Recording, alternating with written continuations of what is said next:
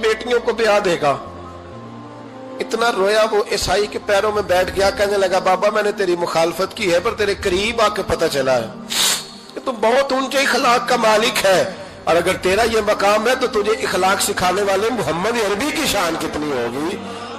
जालिम की बोलिए, जाते नहीं लोग झूठे गवाह बन के। वकील साहब को नहीं पता होता कि ये बंदा मुजरिम है जो मेरे पास आया। क्या मुजरिमों के वकील नहीं होते? बोले तो उसको पता नहीं होता वकील साहब को कि ये साहब मुजरिम है, मेरे पास मुकदमा लेके आए। और अगर बेअदबी ना हो जाए तो मेरा ख्याल है काजी अदालत को भी पता होता है कि मुजरिम कौन है और मजलूम। मेरे नबी पाक सल्लल्लाहु अलैहि वसल्लम ने इस कदर ज्यादा सख्ती फरमाई इस मसले में, फरमाया जिसको पता था कि फला आदमी जालिम है, जुल्म कर रहा, फिर वो जालिम का गवाह बना या उसने जालिम की मदद की, कितनी की? शारहीन लिखते हैं चाहे उसने एक जुमला बोल के की, चाहे एक, सारे बोलिए, चाहे एक गरीब को उसने जुल्म किया तो कहते हैं लाज ये से, चाहे एक जुमला बोल के की। शारहीन इस हदीस की शरह में लिखते हैं एक जुमला बोल के चाहे मदद की। जिस बंदे ने किसी जालिम की मदद की किसी मुकदमे में या किसी सूरत में और उसे पता था ये जालिम है, मेरे नबी पाक सल्लल्लाहु ताला अलैहि वसल्लम फरमाते हैं अगर उसने मदद की, अभी जालिम की बात नहीं हो रही, जालिम के मददगार की बात हो रही, अगर किसी ने जालिम की मदद की तो हुजूर फरमाते हैं खुदा भी उससे बरी जिम्मा है, रसूल भी उससे बरी जिम्मा है। संभाल के रखे अपनी नमाजें, कुर्बानियां, हज, ज़कात संभाल के रखे। अगर जालिमों का मददगार है, इलेक्शन आ लेने दे, आपको नजर आ जाएगा कौन कौन जालिमों का मददगार है, नजर आ जाएगा। अपनी जेब से लोग पैसे दे के जालिमों की मदद करेंगे, उनके फ्लैक्स छपवाएंगे, बोर्ड लगवाएंगे, जेबों से पैसे देंगे। हमने खुद आग लगाई है चमन में अपने, बेसबब गर्दिश अय्याम को इल्जाम न दो, हमने खुद नूर का जुल्मत से किया है सौदा, करके तौहीन सहर शाम को इल्जाम न दो।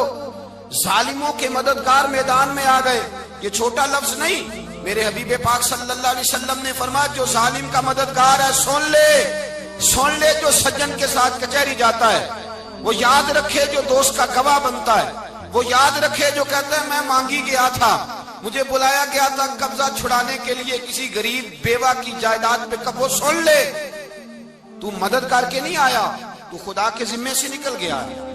रसूल पाक ने फरमाया तेरा मेरा ताल्लुक खत्म हो गया, तू जालिम का मददगार हो गया। फिर तू कहता मैं बेचैन हूं, मैं बेकरार हूं, मैं आजमाइश का शिकार हूं। पलट के देख तो सही तेरा गुनाह कितना बड़ा है। मेरे नबी पाक सल्लल्लाहु अलैहि वसल्लम का एक और फरमान सुन ले, इब्ने माजा अबू दाऊद में मौजूद है। इस हदीस को आपने याद कर लेना है, कर लेंगे इंशाअल्लाह, सारे कहिए इंशाअल्लाह, कर लेंगे याद। हुजूर सल्लल्लाहु अलैहि वसल्लम ने फरमाया अगर तू जालिम की मदद करेगा ना, ये लफ्ज दिल की तख्ती पे लिख लेना, ये मुकाफाते अमल है, मुकाफाते अमल दुनिया, इधर करोगे तो उधर भरोगे। फरमाया अगर तू किसी जालिम की मदद करेगा, सुन ले हुजूर का फरमान है, अगर तू इब्ने माजा अबू दाऊद सियाह में मौजूद है, फरमाया अगर तू किसी जालिम की मदद करेगा तो रब ताला मरने से पहले पहले तेरे ऊपर भी जालिम को मुसल्लित कर देगा, तेरे ऊपर भी एक दफा जुल्म जरूर होगा अगर तू जालिम की, वो किसी सूरत में भी हो सकता है, किसी सूरत में भी तेरा बेटा ही उठ के जुल्म कर देगा, तू उलझ जाएगा, किसी न किसी जगह तेरे लिए तबाही का सामान होगा, तेरे ऊपर जुल्म होगा, इसलिए कि तू जालिमों का मददगार है। चाहिए ये था कि तू मजलूम की मदद करता, इंसानी ईमानी यकीन का फरीजा सर अंजाम देता, तू जालिमों का मददगार हो गया।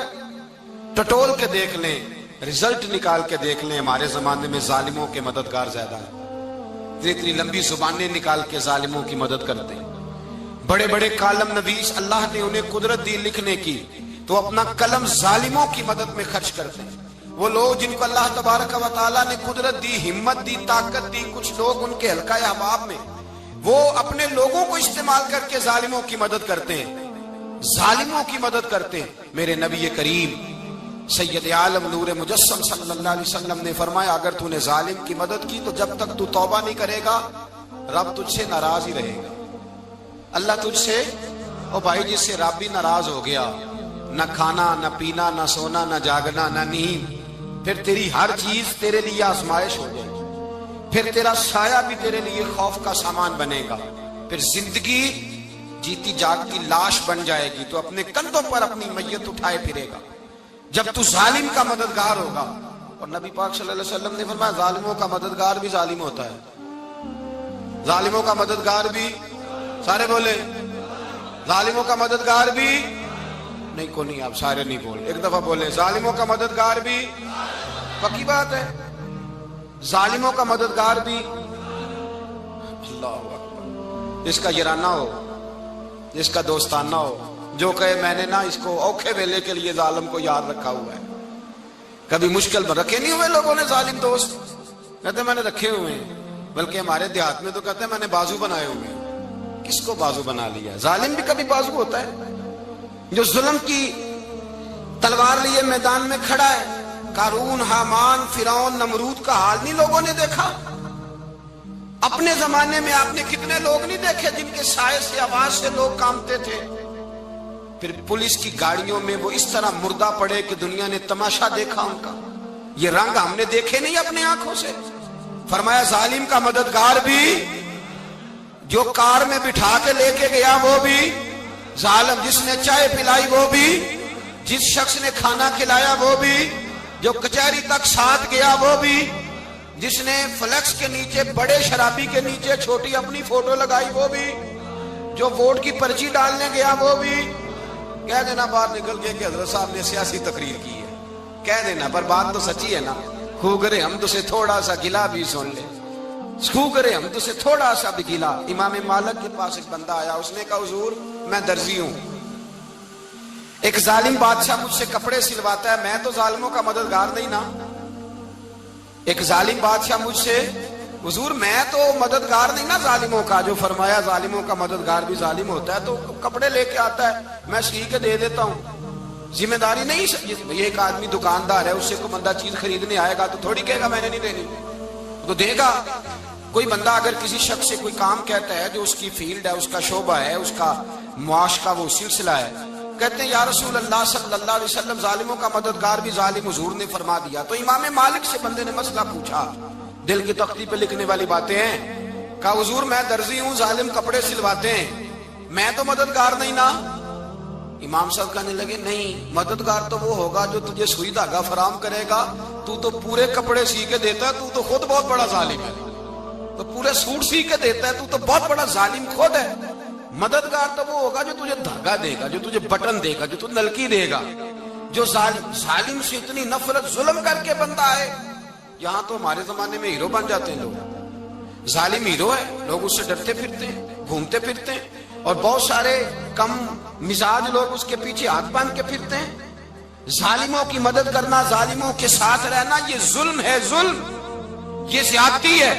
میرے نبی پاک صلی اللہ تعالی علیہ وآلہ وسلم نے ارشاد فرمایا، یاد رکھو رب فرماتا ہے میں مظلوم کی مدد ضرور کروں گا، چاہے جلدی کروں چاہے دیر سے کروں، میں مظلوم کی مدد۔ اور حضور صلی اللہ علیہ وسلم نے فرمایا ہے، حضرت معاذ بن جبل کہتے ہیں حضور نے مجھے یمن کا گورنر بنایا، جب میں جانے لگا نا تو حضور نے بڑی نصیحتیں کی، بخاری میں موجود ہے، فرماتے ہیں جب میں پلٹنے لگا تو میرے رسول نے فرمایا معاذ ایک منٹ ٹھہر جا، ایک بات میری یاد رکھنا، اس کو نہ بھولنا۔ کہا حضور کیا؟ فرمایا دیکھنا کسی پہ ظلم نہ کر بیٹھنا، کہیں تجھ سے زیادتی نہ ہو جائے۔ محبوبہ پھر حضور نے فرمایا سن میرے معاذ، میں تجھے گورنر بنا رہا ہوں، زیادتی نہ کر بیٹھنا۔ یا رسول اللہ صلی اللہ علیہ وسلم، مظلوم دعا کے لیے ہاتھ اٹھاتا ہے تو عرش کا مالک کہتا ہے فرشتوں پیچھے ہٹ جاؤ۔ حضرت موسیٰ علیہ السلام کا زمانہ مبارکہ ہے، ایک شخص نے اپنے کزن کو، اپنے چچا کے بیٹے کو، چچا زاد کو قتل کر دیا، اور خود ہی اس کا مدعی بن کے حضرت موسیٰ کے پاس آیا کہ بتائیے جناب میرے اس بھائی کو کس نے قتل کیا ہے؟ حضرت موسیٰ نے ایک سادی سی بات کی، کیا فرمایا؟ وَإِذْ قَالَ مُوسَىٰ لِقَوْمِهِ إِنَّ اللَّهَ يَأْمُرُكُمْ أَن تَذْبَحُوا بَقَرَةً۔ حضرت موسیٰ علیہ السلام نے اپنی قوم سے کہا کہ اللہ تمہیں حکم دیتا ہے کہ ایک گائے ذبح کرو، گائے کا کچھ حصہ مقتول کو مارو، وہ خود اٹھ کے بتا دے گا مجھے کس نے قتل کیا ہے۔ یہ پہلا سپارہ ہے قرآن مجید کا، آپ اس کو دیکھ لیں، یہ آیت نمبر 67 سے شروع ہو رہا ہے۔ تو اب وہ چونکہ ذبح کرنا نہیں چاہ رہا تھا، اس کو پتا تھا کہ مجرم تو میں خود ہوں، وہ ذبح چونکہ کرنا نہیں چاہ رہا تھا تو اس سے کہا کہ مارو ایک حصہ گائے کا، اس کو تو یہ اٹھ کے بتا دے گا. تو اس نے جواب کیا دیا؟ قالوا اتتخذون ہزوا، یعنی لگا آپ میرے ساتھ مذاق کرتے ہیں، کبھی ایسا بھی ہوا ہے؟ قال اعوذ باللہ ان اکون من الجاہلین، حضرت موسیٰ علیہ السلام فرمانے لگے میں اللہ کی پناہ مانگتا ہوں میں جاہلوں میں سے ہو جاؤں. ہر وقت مذاق کرتے رہنا یہ تو جاہلوں کا طریقہ ہے. کن کا ہے؟ حضرت موسیٰ نے کہا ہے، قرآن پاک ہے. ہر وقت مذاق کرتے رہنا، خوش طبعی اور چیز ہے، مسکراتے رہنا، لیکن کسی کا مذاق ہر وقت اڑاتے رہنا کن کا طریقہ ہے؟ جاہلوں کا. جب کہا نہیں ذبح کرنی ہے تو اب ذرا دیکھیے کرنا نہیں نہ چاہ رہے. قالوا ادع لنا ربک یبین لنا ما ہی، کہنے لگے اے موسیٰ پھر آپ نہ رب سے دعا کریں کہ وہ ذرا کھول کے بتائے وہ گائیں کس طرح کی ہو. ارادہ نہیں نہ ذبح کرنے کا، آپ دعا کریں. قال انہ یقول انہا بقرۃ لا فارض ولا بکر، فرمایا کہ رب کہتا ہے وہ گائے نہ بوڑھی ہو نہ زیادہ بچیا ہو، عوان بین ذالک، ان کے درمیان ہو، یعنی جوان گائے ہو. فافعلوا ما تؤمرون، کرو جس کا تمہیں حکم دیا جا رہا ہے. قالوا ادع لنا ربک یبین لنا ما لونھا. لو اگلی بات سن لو، کہنے لگے آپ دعا کریں رب سے کہ وہ کھول کے بتائے اس کا رنگ کس طرح کا ہو، رنگ بتائیں کس طرح کا ہو. قال انہ یقول انہا بقرۃ صفراء، فرمایا رب فرماتا ہے کہ صفراء رنگ کی ہو، یعنی گہرے زرد رنگ کی ہو. کہ رب فرماتا ہے اس طرح کی گائے ذبح کرو. فاقع لونھا تسر الناظرین، اور جب کوئی اسے دیکھے تو اسے اچھا بھی لگے، آنکھوں کو اچھی لگے وہ گائے، اس طرح کی گائیں ذبح کرو. لو اتنی باتیں بتا دی. قالوا ادع لنا ربک یبین لنا ما ہی، کہنے لگے نہیں آپ پھر دعا کریں اللہ ذرا کھول کے بتائے گائیں کس طرح کی ہو. ان البقرہ تشابہ علینا، ہمیں ذرا گائیں پر شبہ پڑ گیا ہے کس طرح کی ذبح کرنی چاہیے. وَإِنَّا انشاءاللہ لمہتدون، اگر اللہ نے چاہا تو ضرور ہم ہدایت پا جائیں گے. پھر اللہ تعالیٰ نے فرمایا کہ قال انہ یقول انہا بقرۃ لا ذلول تثیر الارض، گائیں اس طرح کی ہو کہ وہ کبھی کھیتی میں نہ چلائی گئی ہو، یعنی اس کو کبھی کام نہ اس سے لیا گیا ہو. بیل کو لوگ لگاتے تھے نا، جو کام آج ٹریکٹر سے لیا جاتا ہے وہ گائے بیل سے لیا جاتا تھا. تو وہ کھیتی باڑی کے کام نہ اس کو لگایا گیا ہو. ولا تسقی الحرث، اور نہ اس سے پانی نکالا گیا ہو، نہ کھیت چلانے ہل چلانے میں لگائی گئی ہو. اور وہ جو کنواں ہوتا تھا جس کے گرد گائیں گھومتی تھی، تو کہا وہ بھی کام اس نے نہ کیا ہو گائے نے. مسلمۃ لا شیۃ فیہا، وہ ہر عیب سے پاک ہونی چاہیے. قالوا الآن جئت بالحق، اب کہنے لگے اب آپ صحیح بات لے کے آئے، اب سوال ختم ہو گئے نا. کہنے لگے اب آپ بات فذبحوہا، انہوں نے ذبح کر دی. وما کادوا یفعلون، پر ایسا کرتے نظر آتے، لگتا نہیں تھا کریں گے ذبح پر ذبح. اچھا یہ گائیں پھر ملی کیسے؟ امام خازن کہتے ہیں کہ ایک نیک آدمی تھا، تو اس کا آخری وقت آ گیا تو اس کے پاس جو کل جمع پونجی تھی وہ ایک بچیا تھی، گائیں کی بچی، بچیا ویڑی، اس کے پاس وہ ایک بچیا تھی صرف. تو اس نے اس طرح کیا کہ اس کی گردن پر ایک مہر لگائی، اللہ کے نام پر بطور امانت اس نے اس کو جنگل میں چھوڑا. کہا یا اللہ میرا بیٹا ایک ہی ہے، وہ بھی چھوٹا ہے، اس کی حفاظت کرنا اور میرے بیٹے کو پہنچا دینا. بچہ بالغ ہو گیا. اس کی ماں نے کہا بیٹا جو امانتیں رب کے پاس رکھوائی جائیں نا ان میں خیانتیں نہیں ہوا کرتی، جا کے جنگل میں آواز دے تیری گائے واپس آ جائے گی. اس نے جا کے جنگل میں آواز دی کہ وہ جو میرے باپ نے امانت رکھوائی تھی وہ کدھر ہے. وہ نشان لگی ہوئی گائیں دوڑتی ہوئی اس کے پاس آئی. واللہ خیر الرازقین، جب رب بندوبست کرے، جب اللہ بندوبست کرے تو پھر معاملہ اور ہوتا ہے. وہ گائے آ گئی. اب اس نے کیا کیا اس نوجوان نے کہ وہ گائے گھر لایا، ماں سے آ کے کہا کہ اماں یہ تو اللہ نے فضل کر دیا. ماں کہنے لگی پتر حالات ہمارے خراب ہیں، منڈی میں لے جا اسے بیچ دے، لیکن سودا میری مرضی کے بغیر طے نہ کرنا. کس کی مرضی کے بغیر؟ کس کی؟ اماں کی مرضی. اور سنو یار، تھے کچھ لوگ جن کو لوگوں نے تانے بھی دیے کہ تم ماں کے پیچھے لگ گیا ہے، لوگوں نے بڑا کچھ کہا، پر جو ماں کی مرضی پہ لگیں ناکام نہیں ہوتے زندگی میں۔ یہ دیکھو ماں کی مرضی پہ لگا، اس کی قیمت کتنی تھی گائے کی؟ بڑی مہنگی تھی، پر 3 دینار کی تھی۔ منڈی میں لے گیا، 3 دینار اس کی قیمت لگ گئی۔ تو ماں نے کہا تھا میری مرضی کے بغیر سودا نہ کرنا۔ اب بچے تو نہیں نا مانتے، اماں کو کیا پتا باہر بزنس کیا ہے، لین دین کیا ہے، پر ماں نے کہا تھا میری مرضی۔ بندہ دے رہا ہے اسے 3 دینار، اس نے کہا جی میں نے طے تب کرنا ہے، ڈن تب کرنا ہے، پہلے اماں سے پوچھنا ہے۔ گھر جا کے اماں سے پوچھا، اماں کہنے لگی دے دے۔ واپس آیا تو اس نے کہا کہ میں 6 دینار دیتا ہوں پر میری شرط ہے، ماں سے نہیں پوچھنا۔ اس نے کہا تو 12 بھی دے، ڈن تب بھی ہونا ہے جب اماں نے کہنا ہے۔ وہ جب اس طرح کی اس نے گفتگو کی، واپس اپنی والدہ کے پاس گئے، کہنے لگے اماں سمجھ نہیں آتی، 3 دینار کی گائیں بندہ 12 میں خریدنے کو تیار ہے، شرط لگاتا ہے کہ اماں سے نہیں پوچھنا۔ تو والدہ کہنے لگی پتر پہلے اس سے جا کے پوچھ کیا وہ ہے کون؟ یہ کوئی روحانی معاملہ ہے، کوئی غیبی مدد ہے، پوچھ۔ اس سے جا کے پوچھا تو وہ کہنے لگا میں تو فرشتہ ہوں اللہ کا، تو نے گائیں بیچنی نہیں، اس لیے کہ تیرا باپ بھی نیک ہے، تیری ماں بھی نیک ہے، رب تیرے رزق میں برکت پیدا فرمانا چاہتا ہے۔ ماں باپ نیک ہونا رزق میں برکت ہو جاتی ہے۔ ماں باپ نیک ہوں، ان کی صالحیت کا اثر پہنچتا ہے بچوں تک۔ رزق حلال کما کے لانے والے ہوں تو گھر میں برکت ہوتی ہے۔ جا کے کہا کہ تیرے ماں باپ نیک تھے، اسے نہ بیچنا گائے کو، تو کیا کریں؟ کہنے لگے بنی اسرائیل والے سوال کر کر کے خود مشکل میں آ گئے۔ اب وہ ایسی گائے جو جوان بھی ہو، یہاں تو ہر غریب آدمی اپنی گائیں یہاں لگا دیتا ہے، کھیتی باڑی میں یہاں لگا دیتا ہے، کنویں میں پانی نکالنے میں تو یہاں تو ہر ایک کی گائیں، تو ایسی گائیں جس کا رنگ بھی اتنا پیارا ہو، زیادہ بوڑھی زیادہ بچی بھی نہ ہو، اور ابھی تک کھیت میں بھی نہ لگی ہو، وہ سوائے تیرے کہیں نہیں ہے۔ اس نے کہا چل پھر مہربانی کر بتا میں کتنے کو دوں گائیں، اگر وہ آ جائیں تو کتنے کو بیچنی ہے؟ اسے کہنا کوئی نہیں، ریٹ تو زیادہ کرنا ہی نہیں۔ ان سے کہنا گائے کے اندر سے گوشت نکال دیں اور جتنا گوشت ہے اتنے پیسے بھر دیں، اس کی کھلڑی بھر دیں۔ اب وہ بنی اسرائیل والے ڈھونڈتے پہنچ گئے، کہا جناب گائیں 3 دینار کیا 6 لے لو۔ اس نے کہا نہ بھائی، ذبح کروں گا، گوشت نکالوں گا، جتنا وزن گوشت کا اتنے پیسے بھرو گے کھال میں تو پھر گائے تمہیں ملے گی۔